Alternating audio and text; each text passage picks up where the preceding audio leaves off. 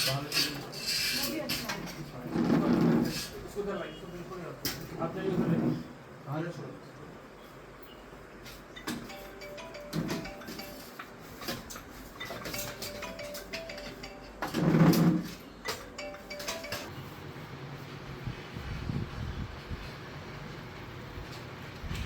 ये सर, ये हमें ये कह रहा था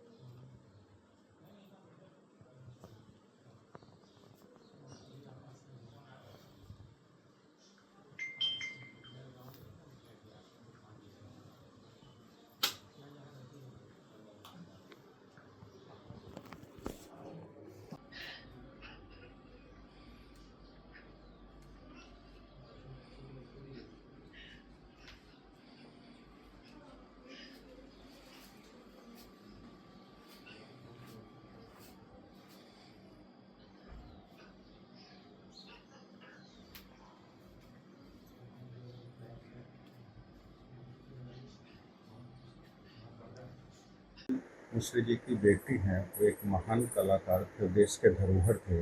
जी। उनका कब निधन हुआ और कैसे? अ, वो आज सुबह 4:15 बजे यही हमारे निवास स्थान गंगा दर्शन कॉलोनी मिर्ज़ापुर में उन्होंने अंतिम सांसें ली हैं। और बीमार तो काफ़ी समय से चल रहे थे, करीब 12 दिन वो बीएचयू में आईसीयू में एडमिट थे। उससे पहले 2 दिन वो यहीं रामकृष्ण मिशन हॉस्पिटल में एडमिट थे। बीएचयू से आने के बाद भी उनको 2 दिन हम लोगों ने सुपरविज़न में रखा था रामकृष्ण मिशन में ही। और सभी जगह डॉक्टर्स ने यही कहा कि मतलब बहुत ज़्यादा फ़ायदा नहीं होना है, एज रिलेटेड प्रॉब्लम्स बहुत बढ़ गई हैं। तो यहाँ आईसीयू में हॉस्पिटल में रखने से उनको मतलब इन्फेक्शन का डर है, तो इसलिए उन्होंने कहा कि आप लोग घर पे लेके जाइए, वहीं पे सेवा करिए। तो यही हम लोगों ने पूरी हॉस्पिटल जैसी व्यवस्था कर दी थी, बाईपैप, ऑक्सीजन और डॉक्टर्स की पूरी टीम यहाँ पे थी। दिन में 4 बार उनकी ड्रेसिंग होती थी, उनको सेप्टिसीमिया भी बताया जा रहा था कि उनके बेड सोर की वजह से इन्फेक्शन भी था। और भी उनको एज रिलेटेड जो प्रॉब्लम्स थी, लंग्स में पानी आ गया था, हीमोग्लोबिन कम था, ब्लड भी चढ़ा था उनको। तो बहुत सारी चीज़ें एक साथ थी और पिछले 2 दिन से तो वो ना बात कर पाए थे और ना ही उन्होंने आँख खोली थी।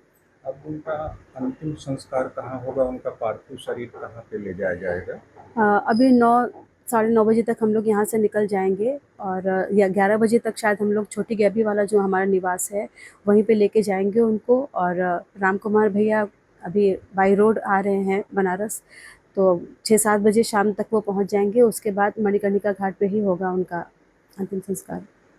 जी। छन्नूलाल मिश्र जी के कितने बेटे और बेटियां थीं, और ये मिर्ज़ापुर नम्रता जी आपके यहाँ रहते थे, तो इसका कुछ कारण है? जी, कुछ समय से कुछ में ऐसे मालूम ही है आप लोगों को, घर में पारिवारिक विवाद चल रहा था। और पिछले 3 साढ़े 3 सालों से पिताजी मेरे साथ ही हैं, यहाँ पे मिर्ज़ापुर में रह रहे हैं। राम कुमार भैया हैं, दिल्ली में हैं सपरिवार।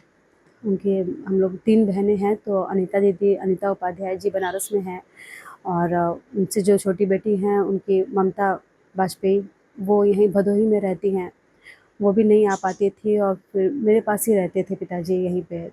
तो आखिरी समय में दुर्भाग्यपूर्ण है कि पिताजी परिवार के पक्ष को लेके बड़ा दुखी थे। कब से यहाँ पे रह रहे हैं मिर्ज़ापुर आपके पास? 3 साढ़े 3 साल हो गए। अब कोई ऐसी यादें हों जो आप शेयर करना चाहती हों, साझा करना चाहती हैं? जी, 1-2 हो तो बताए भी। मैं तो मेरे गुरु, पिता, मेरे भगवान सब कुछ मेरे पिताजी ही थे। उन्हीं से संगीत सीखा है। आज मैं केबी कॉलेज में प्रोफेसर हूँ, 24 वर्षों से हूँ इस प्रोफेशन में। तो सब उन्हीं का आशीर्वाद है, उन्हीं की वजह से, उनसे तो सीखने के लिए पूरा जीवन कम है। उनकी हर आदत, उनकी पूरी जीवन शैली जो है, उनकी दिनचर्या एक आदर्श ही है। वो हर चीज़ में एक सबक है उनकी बातों में। अभी तक भी जब तक उनको होश था वो संगीत की ही बातें करते थे, गाने के लिए कहते थे। राम धुन गा रहे थे, राजा राम, राम राजा, ये उनके मुँह से निकल रहा था। और गुरु महाराज को याद कर रहे थे अपने, बोल रहे थे गुरु महाराज का फ़ोटो लाओ मेरे सामने। और गाते बजाते ही गए हैं वो, संगीत में ही थे वो। पंडित जी के गुरु महाराज का क्या नाम था? वो बैजलपुर में, मुजफ्फरपुर के बैजलपुर गांव में हम लोग का मठ है गुरु महाराज जी का। और नरसिंह दास जी गुरु महाराज जी का नाम था। और करीब आज से 60-65 साल पहले उन्होंने गुरु दीक्षा ली थी, गुरुमुख हुए थे। और राम मंत्र लेने के बाद उनका पूरा जीवन राममय हो गया था। और ये संयोग की ही बात है कि देखिए दशहरा के दिन ऐसा हुआ, वो राम में विलीन हुए।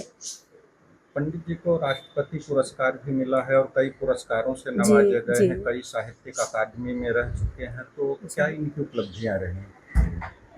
बहुत सारे पद्म भूषण, पद्म विभूषण से सम्मानित किया गया है। यश भारती सम्मान, संगीत नाटक एकेडमी का रत्न सम्मान, आकाशवाणी में टॉप ग्रेड आर्टिस्ट थे, बहुत कम लोग हैं टॉप ग्रेड में, और उसमें भी स्पेशल टॉप ग्रेड में उनका नाम था।